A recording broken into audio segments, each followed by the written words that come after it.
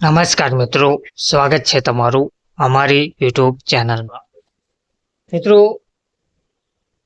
જૂની પેન્શન યોજના જે ઘણા લાંબા સમયથી માંગ કરવામાં આવી રહી છે, તો દિવાળીના તહેવારોમાં કર્મચારીઓ માટે એક સારા સમાચાર સામે આવ્યા છે.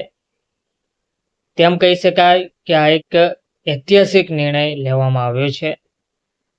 તે માટેનો ઠરાવ પણ જાહેર કરી દેવામાં આવ્યો છે. આ વિભાગના તમામ કર્મચારીઓને જૂની પેન્શન યોજનાનો હવેથી લાભ મળવાપાત્ર રહેશે. તો કોને આ લાભ મળવાપાત્ર રહેશે, વિગતવાર માહિતી જોઈએ.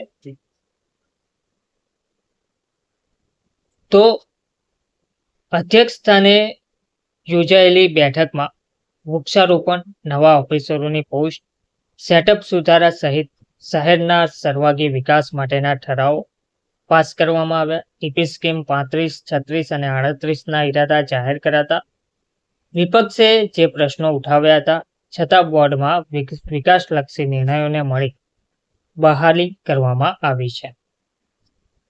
મહાનગરપાલિકાની જનરલ બોર્ડ બેઠકમાં મેયર વિનોદભાઈ ખીમસુરિયાના અધ્યક્ષસ્થાને વિવિધ મહત્વપૂર્ણ ઠરાવો પસાર કરવામાં આવ્યા હતા. તેમજ શહેરના સર્વાંગી વિકાસ સાથે કર્મચારીઓના હિતોને ધ્યાનમાં રાખતા બોર્ડે કર્મચારીઓને જૂની પેન્શન યોજનામાં સમાવવાનો ઐતિહાસિક નિર્ણય લીધો હતો.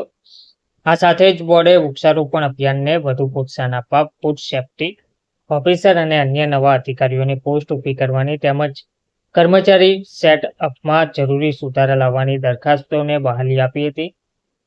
બેઠક દરમિયાન કોર્પોરેશનની ટીપીડીપી શાખા દ્વારા ટીપી સ્કીમ નંબર 35, 36 અને 38નો ઇરાદો જાહેર કરવાની દરખાસ્ત પણ રજૂ કરવામાં આવી હતી. આ મુદ્દે વિપક્ષે અનેક પ્રશ્નો અને આક્ષેપો ઉઠાવ્યા હતા. વિપક્ષના નેતા ધવલ નંદાએ જણાવ્યું હતું કે ટીપીડીપીના અમલવારી સમયસર અને નિયમિત રીતે થવી જોઈએ, જેથી બિલ્ડરોને ફાયદો ના થાય અને નાગરિકોને નુકસાન ના થાય. પૂર્વ વિપક્ષ નેતા અલ્તાફ ખફી અને સભ્ય અસલમ ખિલજીએ પણ કેટલાક વિસ્તારોમાં પહેલેથી જ વિકસેલા વિસ્તારમાં હવે ટીપી સ્કીમ લાવવાનો મુદ્દો ઉઠાવ્યો હતો. તેમ છતાં બોર્ડે સ્પષ્ટ કર્યું છે કે શહેરના લાંબા ગાળાના આયોજન અને સુવ્યવસ્થિત વિકાસ માટે આ ટીપી સ્કીમો જરૂરી છે. મહાનગરપાલિકાના સિટી ઇજનેર ભાવેશ જાનીએ માહિતી આપી હતી કે અત્યાર સુધીમાં 38 ટીપી સ્કીમો સરકારમાં રજૂ થઈ ચૂકી છે, જેમાંથી 8 ટીપી સ્કીમો અમલમાં આવી ગઈ છે અને 12 ટીપી સ્કીમો મંજૂરી માટે પ્રક્રિયામાં છે. જાન્યુઆરી 2026 સુધીમાં કુલ 20 ટીપી સ્કીમોને મંજૂરી મળી જશે, તેમ તેમણે જણાવ્યું હતું. આ બોર્ડ બેઠકમાં લેવામાં આવેલા નિર્ણયો સાથે શહેરના વિકાસ અને કર્મચારીઓના હિત બંને દિશામાં મહત્વપૂર્ણ પગલું ભરાયું છે.